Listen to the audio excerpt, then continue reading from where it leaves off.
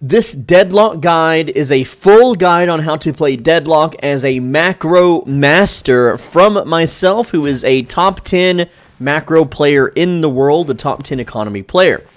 What is macro play and why is it important and why do you want to be a macro master? Well, you will have more souls than anyone else, giving you an item advantage. You will always be powerful at all stages of the game, regardless of team fight outcomes or having good or bad teammates.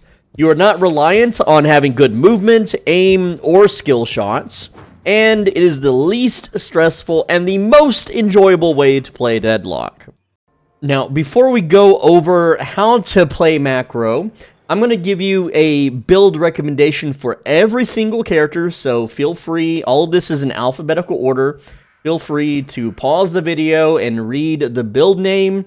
Again, you can just type Swole into the search build box, and you can find all of my builds for every character. And here is the recommendations. So just use one of these builds. It will guarantee that you farm the jungle as fast as possible, dealing the most damage while having the most move speed and ability to even counter jungle other players. So yeah, I've put in the work. All you got to do is go check out the guide, and if you want a video explanation, every single character I have a video guide for. Link is in the description of this video. Now, I'm going to be showing you live gameplay examples of how exactly to play macro at all stages of the game. And if you want to pick an easy character to learn macro with, pick the high tier macro characters. Obviously, avoid the low tier macro characters, especially Yamato, whose macro game is insanely hard to do due to her slow jungle and creep clearing speed. For this match, I have played as Wraith, and I'm going to just tell you everything I'm doing throughout the match. So at the very start of the game, we are just going to play a little bit aggressive and shoot at the enemy. Now, my aim really sucks, okay? And I am playing an aim character, but our macro is still good. So, as soon as the match starts, the only thing that I need to be shooting at is the enemy heroes, now that the lane creeps have arrived. So, for the first 30 seconds to 2 minutes in the game, what we're going to be doing is we are going to be shooting the lane creeps, we are going to deny souls, secure souls, and if there are no lane creeps to shoot at, we will shoot the enemy heroes then. We are going to be staying behind or near our creep wave. Alright, so let's unpause here and just kind of show you what this looks like. So right now, just kind of peppering the enemy a bit. We're going to be shooting the creeps. Now, normally you would go for the healing one first, and the reason why is if you pop the heal minion, it not only does it heal your own creep wave a bit, it also gives them a bit of a heal over time, making it harder for the enemies to kill. Whenever there is no enemy creeps to shoot at, we will then shoot at the hero, and you'll notice that I'm staying back, and my lane partner, which is this Ivy, well, hold on. This Ivy over here, there's my mouse cursor. She's out of position right now. She is holding mid, which it's not doing too much harm right now, but having this mindset of always holding mid is not good, because if you are not behind your creep wave, then you are being attacked by the enemy creep wave, and that will add up and start ticking away damage, which will slowly chip you down, and as the enemy harasses you and throws their abilities at you, you will slowly be chipped down to the point where you can no longer hold your lane, and you might even be in jeopardy of dying, which is going to lose you some farm. Now, one other thing to keep in mind during these first 2 minutes is that you need to understand your opponents. So I'm going to go ahead and talk about that now. So in every lane matchup, you have to keep this in mind, is what do your opponents want to do and what can they do to you? So in this lane matchup, my partner is Ivy. As a solo player, we are just going to disregard our lane partner completely. Once you've learned the game more, you can try to match their aggression or save them, but a lot of times in random pug matches, your teammate might go off and just overextend, feed, die, or they might be an all-star player that kills the enemy every time, has perfect macro, perfect play, perfect positioning. It's a random luck of the draw, but most of the time, you're going to get a dud. So, if your lane partner is diving deep into the enemy's area, don't sacrifice yourself or lose on your own macro to try to even it out or save them. Now, about understanding our opponents. So, in this lane, we are against Billy and Silver. Alright, and yes, the camera's kind of wobbly here. So what you have to do is you have to understand what is it that they want to do to you. What is their win condition? So, against Silver, what she has to do to deal maximum damage to us is she will throw out her entangling bola, meaning we cannot dodge or double jump. She will then hit us with boot kick into a slam fire. After that, she will pelt us with regular attacks. This will deal tremendous damage. When she gets her ultimate, doing that combo will immediately fill her gauge, and then if she pushes 4, it skips the animation or the transform time, and then she can dive us with Mauling Leap, tail whack us so we can't shoot back, and then go for the throat to deal lots of damage. And then she will then start swiping us until we're dead. Alright, so that is her win condition. So, in order to lane properly against Silver, I must always be out of range of her boot kick at all times. I have to keep this in mind as I'm slaying the creeps, denying souls, and so on. Alright, now for Billy, his win condition is simple. He will hit you with a Rising Ram into a bash down, into a blasted, refreshing for a second bash down. Then he's either going to do light melees and spray you with bullets, or heavy melees. Alright, he can also chain gang you once he gets his ultimate and do the whole combo that way. And if he chain gangs you, it's going to pull you close, and then Silver will be able to do her full combo on you as well, and you won't be able to retaliate because chain gang is going to give him bonus resistance with that first upgrade that he gets. So there is no beating that, alright? Now, our win condition is pretty simple. As Wraith, we spam cards at them, and we shoot them, and we keep our distance. That's all we have to do to not die, alright? And as far as our lane partner goes, well, she's just going to throw Entangling Thorns and try to land Stoneform stuns, alright? That's essentially the lane, and once we know that that's their win condition, our win condition, we simply play accordingly. But the main thing to focus on is not dealing damage to Silver or Billy. It is killing the creep wave, securing the souls, and getting a souls lead, even no matter how small. You just want to make sure that you try to maintain or get a souls lead. But you'll see how that doesn't quite go to plan because my lane partner ends up feeding, but we can make up for that with proper macro play. At the in-game 2-minute mark, there is a new thing you need to worry about, and that is crates. At 2 minutes, crates spawn. So while you are killing, denying souls, pushing the creep wave, making sure that you do not get within your enemy's win condition, you need to also be breaking crates in between all of that. So right at 2 minutes, you can see here this Silver, she rotates to crates, and then also the small jungle spawns, which Billy is over here immediately clearing. So depending on what character you're playing, and again, macro-centric characters can absolutely clear jungle fast, whereas not so macro-centric players can't. It really depends on what character you're playing and what lane matchup you're doing. So in my lane, you can see here that our Ivy has moved on to the jungle because she has a big AoE and Tingling Thorns, whereas all I have is cards, which are better suited to be stacked up so that I can throw them at the enemy heroes as a finisher instead. So, as we play, you'll see here that this Ivy is in critical condition, very low HP. She can't really do much. She's having to rely on healing and heal minions, whereas I'm at full HP with, well, not really full, but very close to full. And there's only a 100 souls difference because Ivy did take the jungle. Our enemy opponents, they're doing slightly better. You can see here that the Billy is half HP, so he is in danger of dying. Whereas Silver, wow, what the hell's going on with that? It's very stretchy. Silver is rubber banding there, but yeah, you can see that's how the lane is going at the moment. But right now, technically, our lane is losing because we have, well, slightly less souls and less overall HP, and our lane is being pushed to the point where we are forced to defend.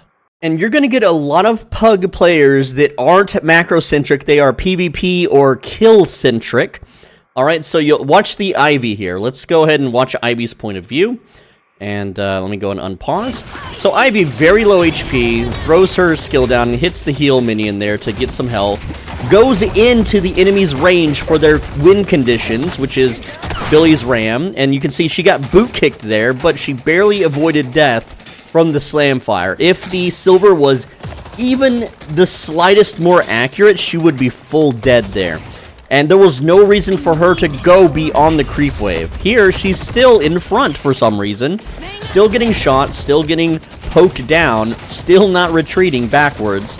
I'm trying to position my character in front of her so that I can absorb bullets and stray shots so that she doesn't go down. I'm trying to be her bodyguard, which I'm not a tank.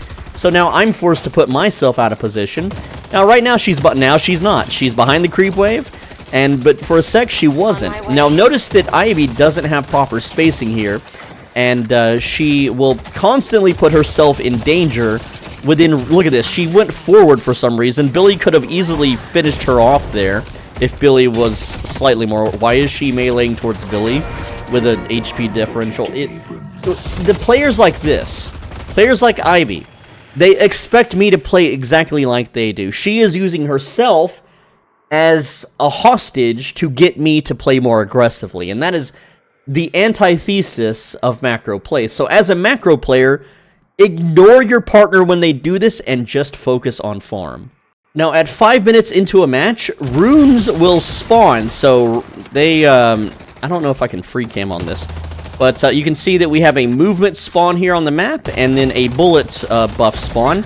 And you'll notice that I'm already en route to go there and pick it up immediately, so now I have the movement buff, giving me more stamina and more run speed, very vital to helping the lane.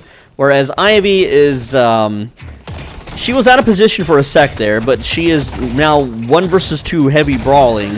And she did land a melee, but now she's getting punished here a bit. And so, it's about an even trade. She lost 130 HP, she dealt probably a little bit more than that, maybe. But there's no real benefit to what she did there. Now, whenever I left the lane, it does give her the solo lane for a sec. There she is, she got boot kicked once again, losing 311 health. She didn't get fully slam fired there, but still. You can see that the Ivy is not playing safe, not playing smart, and is jeopardizing the lane, and for almost no benefit, really. Now, 8 minutes into the match are the Sinner sacrifices. Alright, so I'm having to ult here to save the Ivy from certain death from the silver. Ivy having died once already at 8 minutes, and that puts our enemies ahead now on souls. You can see that Billy getting the kill is at 6,000 souls, whereas me farming diligently is at 4.8k souls. Alright, so yeah, that's a 1,200 souls difference, which is a whole 1.5 items of power level. Alright, so very unfortunate there, but you can see Ivy just, like, chilling, but whatever. Anyway, so Sinner sacrifices are the little gambling slot machines. They look like little boxes on your minimap, and they spawn at 8 minutes, and then when you clear them, if they're not attached to a jungle creep, they will respawn every 5 minutes. So if I clear this one right here near our spawn, it will be up at about 13 minutes. But they take 20 seconds or so to clear, so about, 13 minutes and 30 seconds is expected for the respawn. So you have to keep this in mind, and these things do sacrifice HP for souls. And depending on your build and depending on your character, it may be a good or a bad idea to do them. For, like, instance, Ivy would be a good candidate to do them because she can heal herself with stone form, but her HP is so low that she literally cannot do it without dying. So she is now, because of her aggressiveness, unable to farm the Sinner sacrifices. And if you don't know what a Sinners is, it's this thing right here. It's this little machine. Sinner sacrifice, you just melee it. There you go. Alright, so 8 to 12 minutes is usually about the time that lane phase ends. You can also have lane phase end as early as 5 minutes if your lane is doing absolutely horrible. But lane phase is essentially ended when one side defeats the Guardian here, okay? So you can see here that, well, let's switch back our proper camera here. We're still playing the macro game, and this could even go beyond 12 minutes, up to 15 minutes, or even 18 minutes in extreme circumstances. But essentially, whenever someone destroys the Guardian, that's when you start to go jungle, that's when you start to give someone a solo lane, which unfortunately no one right now is in a solo lane. But you can see that I'm over here doing crates, and I'm also grabbing the mid spawn, the mid buff spawn, which is every 5 minutes, by the way. It starts at 5, and then every 5 minutes after that. Forgot to mention that. But you generally just want to max out your stats. We got Ivy just kind of solo bombing here, doing some stuff. And, yeah, not really farming, just throwing her abilities at the enemy, who are just going to heal. Alright, so yeah, no one's went to a solo yet. Everyone's still technically in lane phase, alright? But it's also nice to be aware of when other lanes have stopped their lane phase, because they will then roam and turn the lane. Like right now, if someone were to roam from the enemy team into our lane, it would be a 3 versus 2, which means we have to play hyper defensively.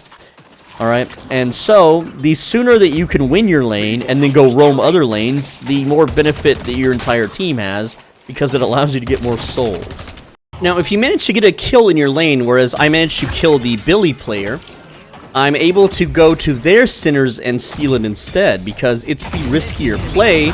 The Silver was in no position to defend her centers, and now that she's also very low, instead of going in for the kill, the Ivy clearly went and got the kill there. I can either push the tower, or I can steal their jungle. Now, the Billy returned, so I'm not able to steal the jungle, and my character in general isn't really suited this early for stealing jungle. But you can see here that Ivy is pretty much run out of stamina, and instead of retreating, she is running a different direction, but she did eventually retreat. We also had Warden roam in, and also someone did Spirit Earn at this point. So, yeah, everything's going pretty smoothly at this point, nothing too crazy. Now, after lane phase, this is how you should prioritize maxing out souls. If you can soak a solo lane, that means you are in one of the 3 lanes by yourself, able to kill the creep wave in a timely manner, you should do this over anything else. If there is not a solo lane, you should then do Sinners, especially if you're a highly mobile character. I am playing as Wraith, who is very mobile. I can teleport away if there's danger, and so Sinners are always a good idea. Not all characters can do Sinners. Some, you know, you can easily go into the enemy jungle and steal theirs, especially as Rem, but other characters can't. After that is jungle clearing. Some characters are better than others at jungle clearing.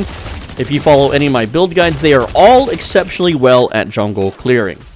After that is ganking. Ganking is considered a gamble. You may or may not get a kill, and you may or may also die. So, you are not guaranteed souls like everything else on this list, but if you do successfully roam somewhere and gank someone, you will get a big fat payout. But the souls per minute or souls per hour ratio is technically lower than just doing jungle. After that is soaking lane minions in a duo lane or a trio lane. After that is getting assists in team fights. You'll notice that even though assists are okay for souls, it is the lowest on the list. So, if you have a choice of going to help a team fight, which you can see is happening right now, there is a team fight kind of at the top of the map where Ivy is. There's also a fight happening in the left lane, but I am over here doing the Sinners. And this is going to put me ahead on souls. You can see that I have 15,000 souls. The rest of my team has 11 and 12,000. The enemy has, there's a Billy with 14,000, and now he's at 16,000. I'm about to hit 17,000. And, yeah. Now, you'll notice that I didn't put crates on the list, okay? Crates is technically part of jungle, alright? Because crates are things that you do in between roaming the jungle. And if you aren't used to smashing crates, if you've just been walking by them, you are playing Deadlock wrong. What you need to do is make sure that you prioritize this list above anything else until you have a sizable souls lead. So let's look at the souls right now. Also, one thing to factor in is that you should only look at your souls count. You can see that I'm at 17,000 souls as Wraith here, okay? I have 1 kill, 4 assists, okay? Now, technically, because I have 2,000 souls unspent, think of this number as 15. Whereas, if this Billy has freshly bought his items, well, then he technically has a soul advantage over me, right? Not by much. But you need to keep that in mind. If you're sitting on like 10,000 souls and you think, oh, I have a 10,000 souls lead on the enemy, you technically don't until you go and spin those souls. While your boon level will be higher, you don't have an item advantage. So you can see Billy engaged me here. Looking at his souls and mine, I know that this is a struggle of a fight. And yes, I could duel and fight that Billy. I absolutely could. No one else on the map is able to roam and save him, and I'm pretty confident that I could kill that Billy and then take that walker. However, that is not the ideal place to be for souls maxing. My goal is to get as fed as possible, as quickly as possible, so that I can not just win a 1 versus 1, but win a 1 versus 2, or a 1 versus 3. Or I can just insta-kill anyone I dare look at on the map, which is what happens in this game. So you can see, another thing too, is that you generally want to be farming 1,000 souls a minute by the 15-16 minute mark, if you can. Alright, you can see I'm at 23,000 souls now at 19 minutes.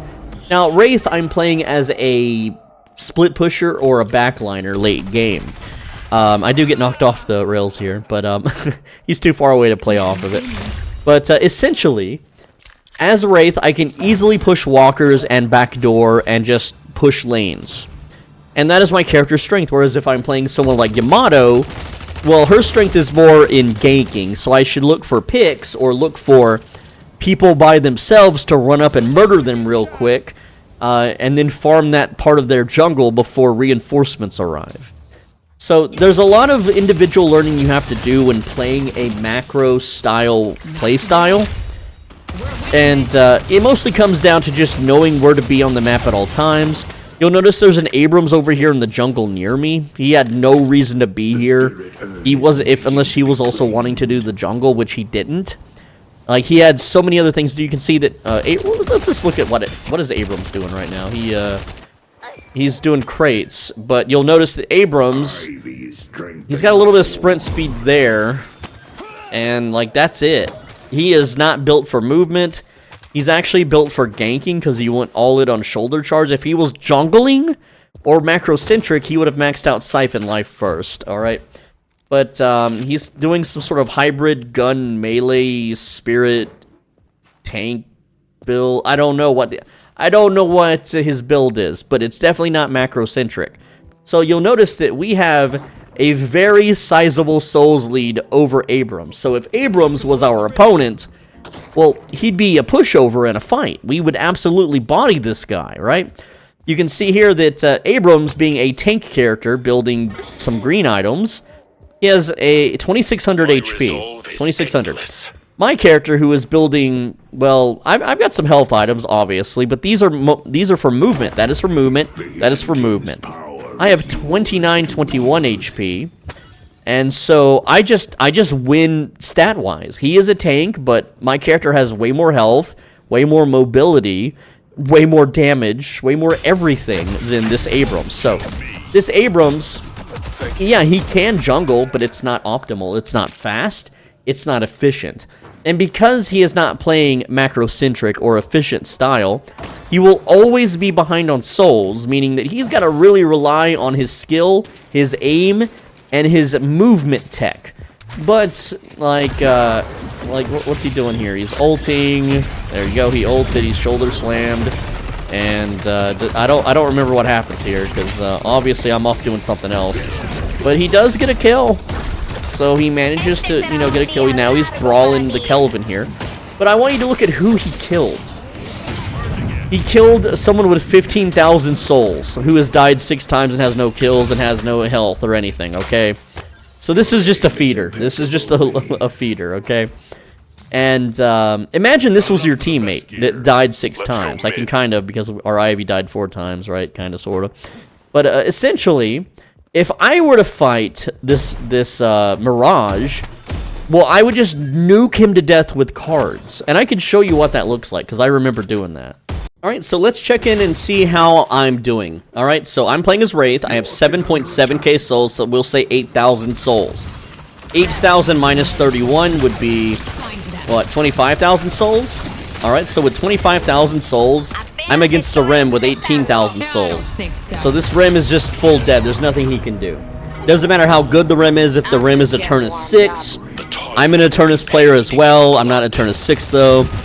But that's because I didn't pre-made. I just play solo. You don't get into a turn of 6 solo, really. I mean, at least maybe you do. I don't. But anyway, this is not an Eternus account, by the way. This is a Troll Griefer account. I just want you to know that. But you can see here, just based on the soul differential between this Rem and myself, he stood no chance. This means that Rem will be constantly out of position in his own jungle, because I am such a threat now, because I have spent the 24 minutes of my gameplay time. I only have 4 kills, right? Yeah, if I was, you know, PvP-centric or aggression-centric, then I would be, like, I could turn around and I could just body this. I could absolutely destroy this Venator, right? He's got 24,000 souls. I have a 8,000 souls lead over him. I could turn around. I don't have my ult, but I could just shoot him and he'd die. Right? He's got 2,800 health. I got 3,500. He's got some resistance because he's a Venator. But he literally has no mobility, very little items. This guy would have been dead if I wanted him dead. But instead, I'm going over here to kill these characters who are also, they have no chance. Their HP bars melt. And yeah, there you go. That's a double right there. Easy peasy. And oh, here's here's Mirage now. All my abilities are on cooldown, so it's really up to just having good aim. But you can see that even with everything going on, he's just full dead. And yes, I do have a team behind me. I know, it's not a solo kill. But still, the character is so behind on souls that no matter how they play, they lose. And this is because if you watch the match and you watch what they're doing, they're just running down a lane and team fighting. That's all they're doing, constantly team fighting. Like, let's go to Rem here real quick. Let's see, Rem's starting to, you know, sleep characters. He killed the Ivy, who has died 6 times, so yeah. You know, a lot of people think they're good when they start winning team fights, but they're just fighting other people that don't know macro. Macro is the fundamental building block for players to be able to climb ranks, get fed, get stronger, okay? I have an endless amount of examples I could show you where I get like 2 kills the whole match, but somehow I have 30 to 40,000 more souls over someone that has 20 kills, which is 10 times the amount of kills that I got. Yet I have double their soul count. So you gotta understand that playing macro will make you very strong and not reliant on your teammates. But when you get strong enough, especially in lower ranks, you will be so strong that the enemy has no choice but to just melt to whatever you do, even if what you're doing is not very efficient. So again, this is 27 minutes into the match. I'm at 39,000 souls. So if I just bump into someone in their jungle, they're dead. If I bump in the whole team and they do crowd control me and use items to lock me down, I will die. But it's not going to be a fast death. Alright? And of course, when I start, you know, getting my card stacks back up on Wraith here, when I get more items, they're going to die even faster. But you'll notice what I'm not doing is I'm not running down the left lane team fighting against the Silver and the Kelvin and the Rem and the Mirage. I'm over here in the jungle just kind of jungling because there's no solo lanes to take at the moment. There's no sinners on my side of the map to take. And so, what else is there to do? Do jungle, clear some jungle, get some items. Now, at this point, the jungle is mostly mopped up. Also, my team is making a push for the urn, so I do want to kind of team fight to clear a path for urn. And so I just go in, you know, open with ult, open with card, you know, throws. And this Silver has no chance. She is just full freaking dead, right? And you'll notice my aim is absolute garbage, right? If my aim was, like, locked in, and, like, I'm, you know, that's like 10% accuracy right there, right? Imagine if I had better accuracy. It would already be over. But, like, these two characters, look at their souls. 32,000 and 19,000. There is nothing they can do against me but run away. Now, Billy's pretty tanky, being Billy, but like, if he wasn't able to run into his base for safety, then he would just be dead. I could teleport straight to him, past the towers, and murder him. But do I need to? No, because there's sinners on the map to take. That is where the money is at. And, yeah, here's Venator with his, you know, low souls lead, but I'm like, I don't even need to fight Venator, because what's going to happen is I'm going to be fighting him, and I'm going to lose time when I should just leave, do Sinners, and if my team dies because Venator rotates, well, I don't really remember. Let's see, I don't think he does anything here, but here he is shooting the Paige. Let's see, Paige got stunned because she got blasted on the wall there by his gut shot. Alright, she's going to root him, and yeah, she's dead. So, technically, you could say that I'm not doing my part because it was my job, quote-unquote, to stop Venator from rotating and killing her, which I easily could have done. But you know what I got out of that? The soul differential. I earned a ton of souls by letting Venator live and going and doing Sinners.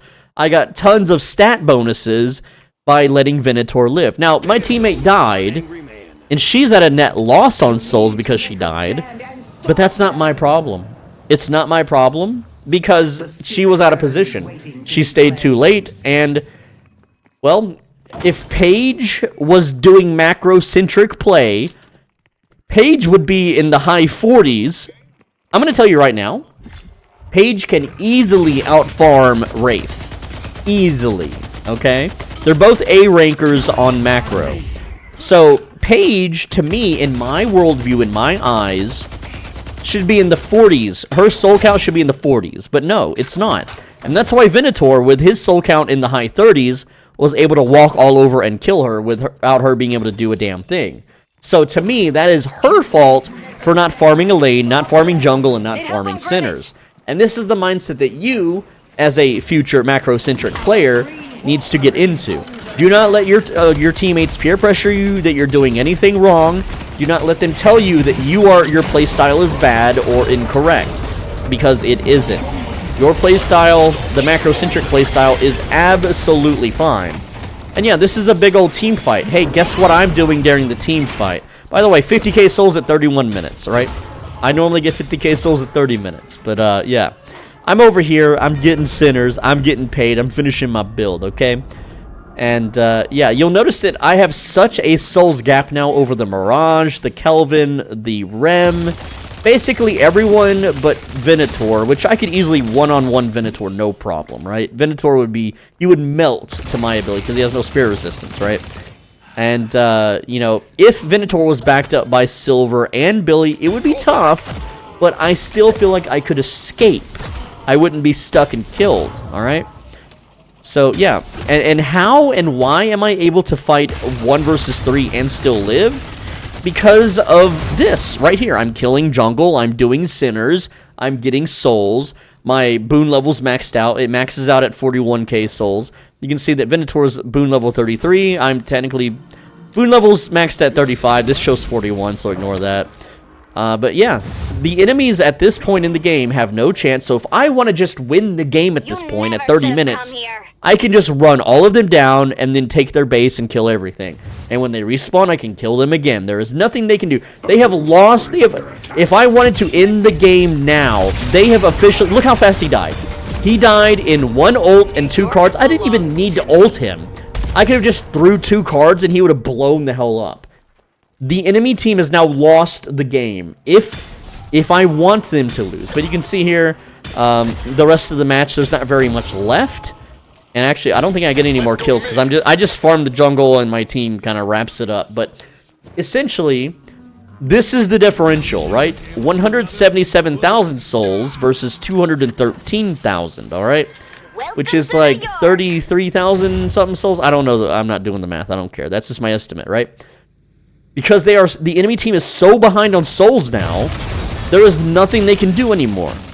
They have lost complete control of their map. They can't push out without getting murdered by me or anyone else. And because they did not farm, they lose. They're not going to suddenly Avengers assemble and play perfectly as a team.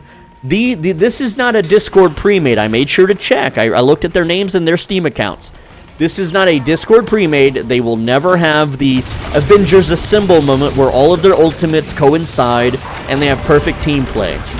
And while that can't happen.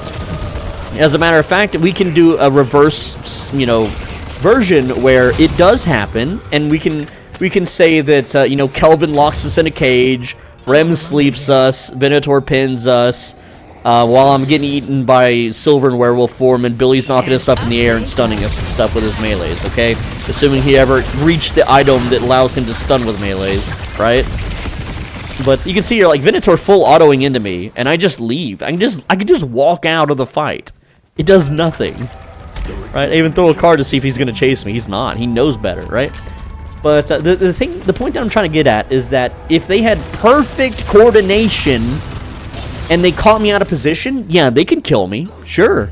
Can they still win the match and do that every single time? Well, if they have perfect coordination, yeah, that's a possibility. As a solo player, are you ever going to have perfect coordination with your team? Probably not. Unless you're constantly yapping on the mic and everyone's vibing? Probably not. It's not going to happen. But you know what is consistent and will always happen? This. 63,000 souls at 35 minutes. I have 8 kills. That's all I got is 8 kills, okay? I have 0 deaths, by the way. I've contributed no kill souls to the enemy team whatsoever. None, zilch, 0, okay? And let's say we swap some team members around. Let's say I swapped out, who's a good team member? Let's say I took Paige and traded for their Mirage, right? Well, I'm still going to win because I still have a souls advantage. All right, and let's say we traded for Rem for Abrams, or even the Viper. I'd still win. I would still win, okay? Now, let's say I traded myself for the Mirage. Well, guess what? Blue team would definitely win. Even if even if this game had team swapping and we swapped, like, right now, well, I would just clean up everyone on my team. They would all be dead. There is not a single teammate that would be able to fight me in a fight, because I have such a souls lead over all of my teammates. They would just melt. They would absolutely melt, alright? And so you can see here, like, the Silver is complaining. I'm quitting, sick of every match being a stomp either way. But look at her souls count. 34,000 at 36 minutes. It's not the worst, but it's definitely not the best. It needs massive improvement, okay? So yeah, that is macro play. Now, macro play is a thankless job, okay? So, if I show you here, you'll notice that Ivy got MVP. Remember the person that fed at the start of the round with our biggest feeder on the team? Yeah, she got the most kills eventually because she went kind of hybrid gun Ivy. But, she out DPS'd us in player damage, so what? She has more healing because she's, well, Ivy, so what? The point is that in a 1v1, I'd kick her ass. That's all that matters to me. Also, in a 1v1 against anyone on the enemy team, I would kick their ass because of my massive souls lead. But let's say I didn't have a souls lead. Let's say I had like 34,000 souls, kind of like this Viper. Well, let me tell you right now, I'd lose to Venator. I'd lose to Silver. I'd lose to Billy. All three of these would be a very tough fight. All right? I'm not saying that I would entirely lose, but I'm saying that there's a chance of losing. Whereas with this amount of souls, they have no chance of winning by themselves. Billy could full combo me, and I just turn around and slam 6 cards into his forehead, and he blows up and dies. Like, that's just reality. That's just how it is. Alright, so looking at this match, I played as Pocket, and you'll notice I have 52,000 souls, most souls in the match, at 32 minutes. That's a pretty good amount of souls to have. I'm 10-4. Now, look at my teammates. I want you to see the team.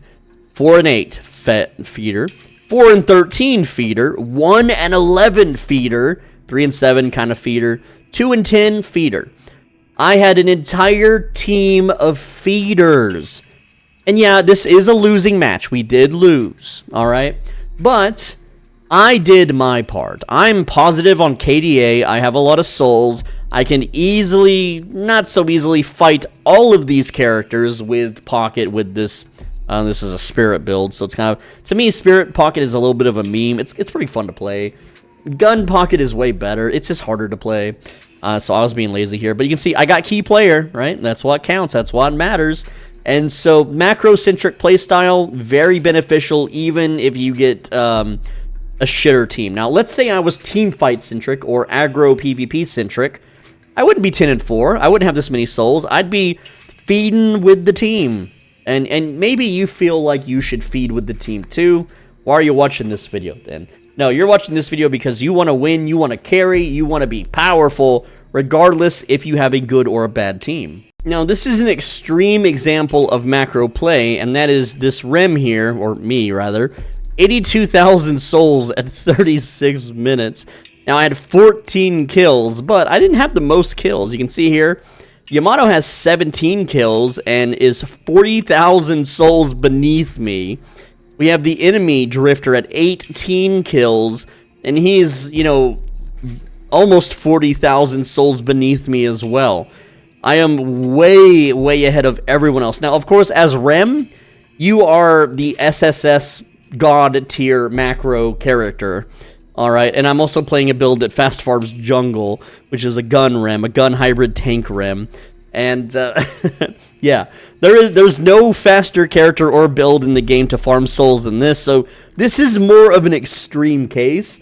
But I'm just trying to show you that kills aren't really the path to extreme souls, though it can be, but I'll show you one extreme case example of that. Alright, so this is a Smurf match, but essentially, I decided not to play macro-centric and just heal and support and fly around and do objectives like earn and stuff. And so I'm at 38k souls at 31 minutes, which is pretty low for me. But here is a kill monster that just ran around the map murdering everyone. 26 kills. Alright, he also took all of the objectives as well, because objectives like walkers and guardians, they also give souls. So basically, he objective and player kill maxed, okay? And he got 52,000 souls at 31 minutes. But now this guy's an Eternus 6, alt account. So there you go. Top 10 in the world, by the way, for the character that he plays. But I'm not going to say anything more about Mr. Ray, or Mr. Systman, as some may call him. Did anyone get that? Does anyone get the name here? Anyway, you get the idea. So here's another example. Now, this one, I wasn't playing exactly macro heavy. I was doing more of a, just kind of a semi, like, PvP playstyle. But you can see I have 44,000 souls. And here's a 9016 Ivy, who only got 40,000 souls despite dealing tons of damage to objectives and having more kills and way more assists than me. But because I'm farming jungle and farming centers, and I didn't even really get to farm as many centers as I wanted, because there was always a lane to push or someone to gank. This match ended pretty early at 27 minutes, but yeah, I definitely was on track for 50k at 30, but still. And of course, as a game goes longer and longer, then the scores get even wilder. So here's one as Infernus, which is like the second best macro character in the game. 130,000 souls with only 14 kills, but this Viper had 27 kills and only 98,000 souls. So a 30,000 soul differential there. All right, but yeah, you can definitely see the number difference. Like, kills are not the way to get rich. It's macro play. Alright, now if you want to learn how to macro play on a specific character, well, you're in luck.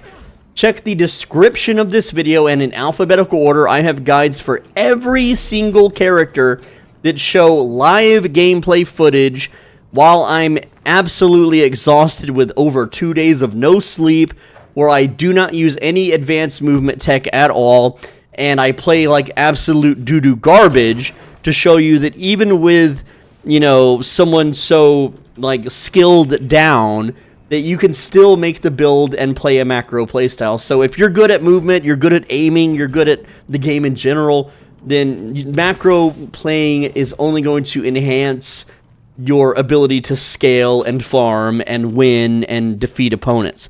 So again, check the description for your favorite character and go have a watch. And yeah, there you go. I hope you enjoyed this macro-centric guide and an explanation of the playstyle. Just get out there and learn to farm, and remember, your goal isn't to win the game right now. As someone who's learning, your goal is to just be the top guy that gets the most souls. You can learn how to PvP and what fights you can win and lose and what trades you can make after that. Because what's going to happen is you're going to make some mistakes and you'll learn from them. For instance, let's say that I'm playing as Mina, you know, the vampire girl, and I cast my ultimate. And let's say I'm fighting Haze, okay? And Haze casts her ultimate. Now, who do you think's gonna win? Alright, now, you're gonna have to play the game a bit, but depending on the items and the build and the matchup, the Haze will always kill the Mina in that fight. But, depending on how far ahead you can pull with macro play, well, maybe you can overpower the Haze with your ultimate instead. It really depends, and it's just a learning experience. But generally, if you're a Mina and a Haze ults, you just escape, sanguine retreat. You just do this, you get the hell away from her, and then you ult from out of range, and then she's dead, or she's wounded, or whatever, okay? Generally, you don't want to, like, face tank a Haze ever on anybody. But, you know, this matchup could be different. What about instead of Haze, well, can Mina out DPS a Bebop ult? Can it? Usually not. But these are all things that you'll just have to learn as you play. What you can and what you can't fight. What you should run from and what you should chase. And so on and so forth, okay? But learning macro first is going to give you a massive item and power advantage to make those times where you don't need to play perfectly in order to squeak out a win. Anyway, that's all I've got. I hope you enjoyed the video. Check the links in the description now. And click the video on the right side of your screen. If you don't, the next time you go out for fast food and you ask for extra sauce packets, they're not going to give them to you. That's right, they're going to be stingy. Arby's, I want more Arby's sauce packets, damn it.